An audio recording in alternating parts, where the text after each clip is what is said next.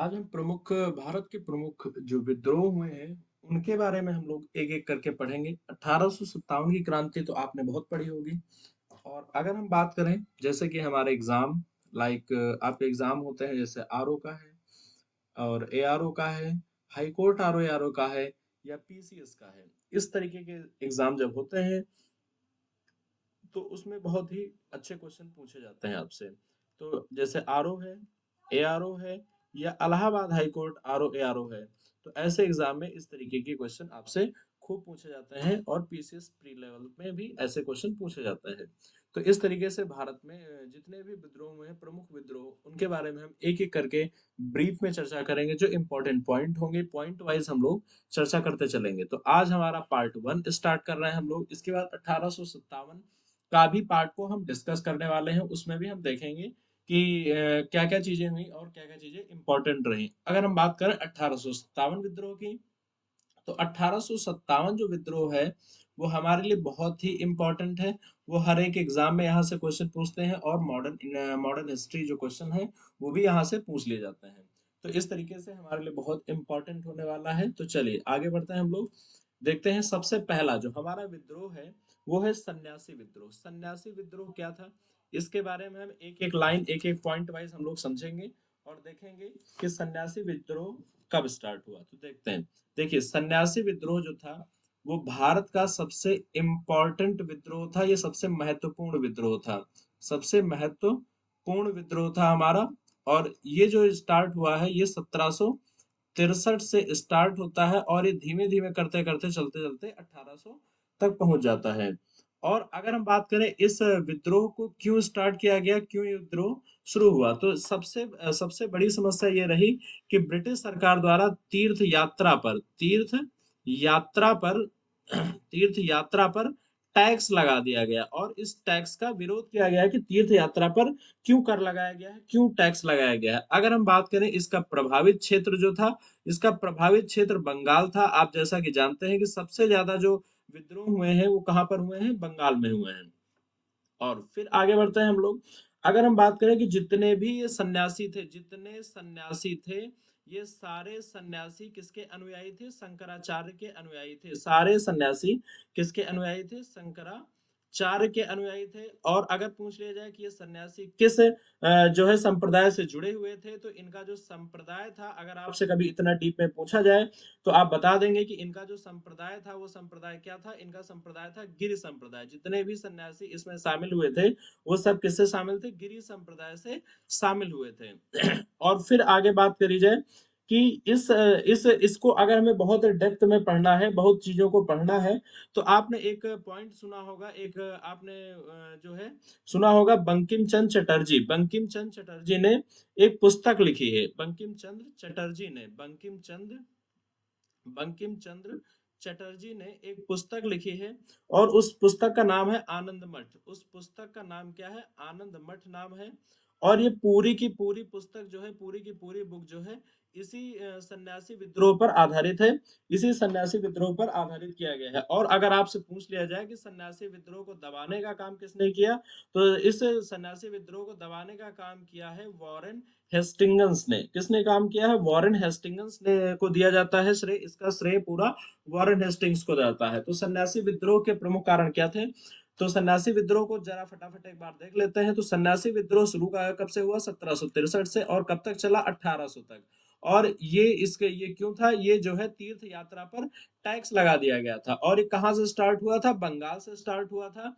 और ये जो सन्यासी थे ये किसके अनुयायी थे, शंकराचार्य के अनुयायी थे। और 21 संप्रदाय से जुड़े थे, गिरी संप्रदाय से जुड़े हुए थे। और अगर आप इसे पूरा पढ़ते हैं, पूरे इसके बारे में डिस्कस देखते हैं, तो ये आनंद मठ जो लिखी हुई पुस्तक है बंकिम चंद्र चटर्जी की, इसीलिए बहुत ज्यादा फेमस रही। और इसको दबाने का, इसको कुचलने का जो काम किया है वो वॉरेन हेस्टिंग्स ने काम किया है। राइट, इसको किसने काम किया है, वॉरेन हेस्टिंग्स ने काम किया है। आगे देखते हैं दूसरा विद्रोह जो हमारा आया, वो दूसरा विद्रोह आया फकीर विद्रोह। फकीर विद्रोह के बारे में चढ़ते हैं पढ़ते हैं। फकीर विद्रोह क्या था भाई, तो फकीर विद्रोह के बारे में अगर देखा जाए तो पहली बात तो ये है कि जो फकीर विद्रोह है ये पूर्णतः कैसा था, ये फकीर विद्रोह पूर्णतः धार्मिक विद्रोह था। पूर्णतः धार्मिक विद्रोह था। धार्मिक विद्रोह था। और दूसरी बात करें कि ये किसके द्वारा चलाया गया था, तो ये मुसलमान फकीरों के द्वारा चलाया गया था। मुसलमान मुसलमान फकीरों के द्वारा चलाया गया था। और आप अंग्रेजों को जानते ही थे, ब्रिटिशर्स को, कि ब्रिटिशर्स चाहे वो हिंदू के सन्यासी रहे हो या जो है मुस्लिम में फकीर, उन पर भी इन्होंने टैक्स लगाया था, करारोपण किया था, और उनकी यात्रा, उनका आवागमन, उनका जो इबादत है, उस पर भी रोक लगाई थी। और अगर हम बात करें इस विद्रोह के प्रमुख नेता कौन थे, इस विद्रोह को प्रमुख चलाने वाले कौन थे, इस विद्रोह के प्रमुख लीडर कौन थे, तो इस विद्रोह के प्रमुख नेता थे मजमुन शाह। इस विद्रोह के कौन नेता थे? मजमुन मजमुन शाह थे। मजमुन शाह थे। और कौन थे? और इसके जो है थे चिराग अली। ठीक है, इन दोनों नामों को आपको लिख लेना है, ये इंपॉर्टेंट है। मजमून शाह और चिराग अली थे, ये दो लोगों ने इस विद्रोह को शुरू किया था। और इसका भी अगर आपसे पूछ लिया जाए कि प्रभावित क्षेत्र क्या रहा, तो इसका भी प्रभावित क्षेत्र रहा बंगाल। इसका भी प्रभावित क्षेत्र क्या रहा है? बंगाल रहा है। और अब आप एक बार फटाफट देखते हैं, ये भी धार्मिक विद्रोह था और मुसलमान फकीरों पर टैक्स और अत्याचार लगा दिया गया था। प्रमुख नेता इसके थे मजमून शाह और चिराग अली थे, और इसका प्रभावित क्षेत्र भी क्या था? बंगाल था। चलो आगे देखते हैं। थर्ड, पागलपंथी विद्रोह। देखिए कितना अच्छा विद्रोह है। और ये पागलपंथी विद्रोह कब से चलता है? 1813 से 1831 तक चलता है। ये पागलपंथी विद्रोह 1813 से चलता है और 1831 तक चलता है। अगर हम बात करें तो ये कैसा था? ये सांप्रदायिक था कि नहीं था? धार्मिक सांप्रदायिक था कि नहीं था? तो अगर हम बात करें तो ये पूर्णतः सांप्रदायिक नहीं था, मतलब पूर्णतः धार्मिक नहीं था। इसे हम कह सकते हैं सेमी था, है ना? सेमी था, अर्ध था, है ना? अर्ध था, अर्ध धार्मिक था, अर्ध धार्मिक था, सेमी था ना, सेमी धार्मिक था।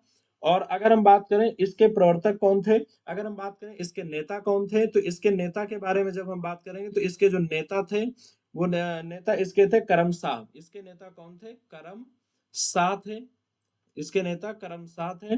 और करम शाह ने क्या किया और इसकी शुरुआत जो है कैसे करी गई, तो अगर हम बात करें तो जो ये जो पागलपंथी विद्रोह था, पागलपंथी जो विद्रोह है, अब ध्यान से सुनिएगा, ये जो पागलपंथी विद्रोह है, ये था किसानों के हित में। ये किसके हित में था? किसानों के हित में था। किसानों के हित में था। और ये किसके विद्रोह, किसके विरोध में था? ये विरोध में था जो जमींदार थे, जमींदारों के विरोध में किया गया था। जमींदारों के विरोध में किया गया था। जमींदार के विरोध में किया गया था, क्योंकि जमींदार बहुत ज्यादा टैक्स ले रहे थे, बहुत ज्यादा किसानों को, छोटे किसानों को परेशान कर रहे थे। तो इस तरीके से, और अगर हम कहें कि इसको पूर्णतः किसने शुरू किया था, तो हम नाम तो ले लेते हैं करम शाह का, लेकिन इसको पूर्णतः करम शाह के पुत्र जो थे, उनका नाम था, क्या नाम था? टीपू मीर, है ना? करम शाह के पुत्र जो थे वो, उनका नाम था टीपू मीर। टीपू मीर ने इसको बहुत ज्यादा अच्छे से चलाया और इसको 1831 तक चलाया। बाद में अगर हम देखें तो टीपू मीर जो है वो खुद क्या करते हैं? टीपू मीर जो है 1825 में टीपू मीर जो है टीपू मीर क्या करते हैं? टीपू मीर राजा बन जाते हैं। और टीपू मीर कहाँ के राजा बन जाते हैं? टीपू मीर जो है शेरपुर के। टीपू मीर राजा बन जाते हैं, राजा बन जाते हैं और कब्जा कर लेते हैं उनकी जमींदारी पर, और वहां के राजा बन जाते हैं शेरपुर के ये राजा बन जाते हैं और जमींदारी पर कब्जा कर लेते हैं। और लेकिन जो है इस विद्रोह को भी ब्रिटिशर्स के द्वारा 1831 में दबा दिया गया, फिनिश कर दिया गया। तो इस तरीके से पागलपंथी विद्रोह 1813 से चला और 1831 तक इसे समाप्त कर दिया गया। फिर आगे बढ़ते हैं हम लोग, दूसरा विद्रोह फराजी या फैराजी का विद्रोह देखते हैं। फराजी या फैराजी का विद्रोह, तो अगर हम इसकी बात करें तो ये विद्रोह 1838 से स्टार्ट हुआ। ये विद्रोह स्टार्ट होता है 1838 से, और ये कब तक चलता रहता है? धीमे धीमे ये धीमे धीमे चलता रहता है, 1857 तक चलता रहता है। अगर हम बात करें कि इसका प्रभावित क्षेत्र क्या था, तो इसका प्रभावित क्षेत्र भी बंगाल था। इसका प्रभावित क्षेत्र भी क्या था? बंगाल था। तो इसके बारे में भी आपको ध्यान देना है, इसका प्रभावित क्षेत्र बंगाल था। और ये किसके द्वारा शुरू किया गया था? ये हाजी शरीयतुल्लाह द्वारा शुरू किया गया था। किसके द्वारा शुरू किया गया था? मतलब इसके जो नेता थे, इसके नेता थे हाजी हाजी शरीयतुल्लाह। हाजी शरीयतुल्लाह इसके प्रमुख नेता थे। और इन्होंने फैराजी संप्रदाय की शुरुआत करी थी। फैराजी संप्रदाय, एक फैराजी संप्रदाय था, फैराजी फैराजी फैराजी संप्रदाय था। और फैराजी संप्रदाय के जो अनुयायी थे, जो मानने वाले थे, वो इस विद्रोह को शुरुआत कर रहे थे। तो फैराजी संप्रदाय के मानने वाले लोगों ने इसको शुरू किया था। और इस विद्रोह का जो सरीतुल्लाह थे, लेकिन अगर हम बात करें इसको और अच्छे से समझने की, तो सरीतुल्लाह का जो पुत्र था, सरीतुल्लाह का जो पुत्र था, उस पुत्र का नाम क्या था? पुत्र का नाम था पुत्र का नाम था मोहम्मद मोहसिन। मोहम्मद मोहम्मद मोहसिन नाम था। और मोहम्मद मोहसिन नाम था। और इसको शॉर्ट में, इसको जो है और किस नाम से, इसका निक नेम जो था वो था दादू मीर। क्या नाम था इसका? दादू मीर नाम था। और इसे दादू मीर के नाम से भी जानते हैं। जिसका लक्ष्य क्या था? लक्ष्य था कि जमींदारों के शोषण का विरोध करना। मतलब ये भी जो है क्या करता था? जमींदारों का विरोध। किसका विरोध किया इसने? जमींदारों का विरोध किया है। विरोध किया है जमींदारों के शोषण का विरोध इसने किया। और जमींदारों के शोषण का विरोध किया और मुस्लिम सत्ता की स्थापना करी। और इनका प्रमुख उद्देश्य क्या था? पहला था जो है जमींदारों का विरोध, और उसके बाद ब्रिटिश सत्ता को उखाड़ फेंकना, ब्रिटिश को खत्म करना, ब्रिटिश को खत्म करना इनका विरोध था। और बंगाल में इस्लाम सत्ता की या मुस्लिम सत्ता की स्थापना करना, मुस्लिम सत्ता की स्थापना करना था, मुस्लिम सत्ता की स्थापना करना इनका प्रमुख काम था। और इन्होंने एक और नया जो है आंदोलन चलाया, दादू मीर ने एक नया आंदोलन चलाया जिसका नाम था करबंदी आंदोलन। करबंदी आंदोलन। और इसमें कहा गया कि जो है किसी भी प्रकार का कोई भी टैक्स नहीं देना है। तो ये जो है इनके द्वारा चलाया गया। और ये 1857 तक ये जो विद्रोह था, ये जो फैराजी संप्रदाय वाला फराजी विद्रोह था, ये 1857 तक चलता रहा। लेकिन उसके बाद में इसमें लोग कम हो गए। और इसके जो लोग हैं वो जाकर किसमें, इसके लोग जो है वहाबी आंदोलन में जाकर जो है शामिल हो जाते हैं, वहाबी आंदोलन में जाकर शामिल हो जाते हैं। और वहाबी आंदोलन कब से चलता है? 1830 से चलता है। तो इसमें वहाबी आंदोलन में ये फैराजी संप्रदाय के लोग शामिल हो जाते हैं। तो अगर हम इसको जल्दी जल्दी फटाफट देखें, तो फैराजी विद्रोह 1838 से स्टार्ट हुआ, 1857 तक चलता रहा। इसका क्षेत्र बंगाल था, प्रभावित क्षेत्र। और इसके नेता हाजी सरीतुल्ला थे। और ये जो थे जो इस संप्रदाय में लोग शामिल थे, ये फैराजी संप्रदाय के अनुयायी थे जिन्होंने विद्रोह किया था। और इनका पुत्र जो था सरीतुल्ला का, वो था मोहम्मद मोहसिन, दादू मीर। और दादू मीर ने ब्रिटिशर्स और जो है जितने भी जमींदार थे उनका विरोध किया, और ब्रिटिशर्स को खत्म कर देना, उनकी सत्ता को उखाड़ फेंकना और मुस्लिम सत्ता को स्थापित करना शुरुआत करना था। और इसने एक आंदोलन चलाया जिसका नाम था करबंदी आंदोलन। और एक और देख लेते हैं हम लोग छोटा सा विद्रोह, वहाबी आंदोलन। ये क्या था? वहाबी आंदोलन बहुत इंपॉर्टेंट है और इसके बारे में जानना बहुत जरूरी है। आंदोलन है, ये इतना इंपॉर्टेंट है, वहाबी आंदोलन जो चला। यह पहली बात तो ये है कि ये पूर्णतः कैसा था? ये वहाबी आंदोलन पूर्णतः सांप्रदायिक था। सांप्रदायिक था, ये सांप्रदायिक था पूर्णतः सांप्रदायिक था।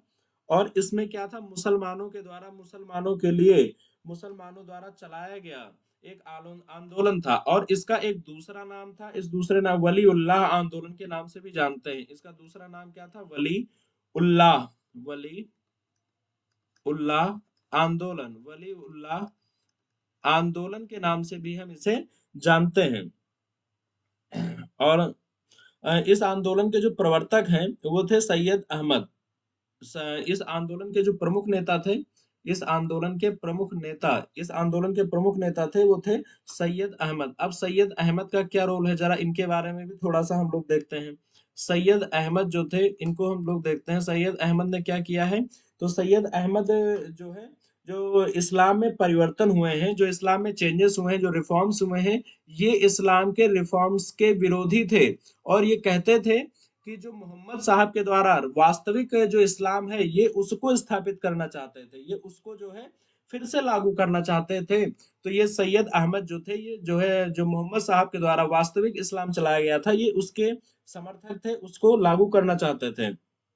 और इस आंदोलन का प्रमुख जो उद्देश्य था, इस आंदोलन का प्रमुख उद्देश्य क्या था? इस आंदोलन का प्रमुख उद्देश्य था दार उल हर्ब। इस उद्देश्य का जो प्रमुख था, आप इस बात को ध्यान से देखिएगा और लिखिएगा, दार उल हर्ब। ये वर्ड जो है बहुत ध्यान से समझिएगा। दार उल हर्ब का मतलब होता है काफिरों का देश, काफिरों का देश, काफिरों का देश। को दार उल इस्लाम, को दार उल इस्लाम, इस्लाम मतलब कि मुसलमानों का देश, मुसलमानों का देश बनाना चाहते थे।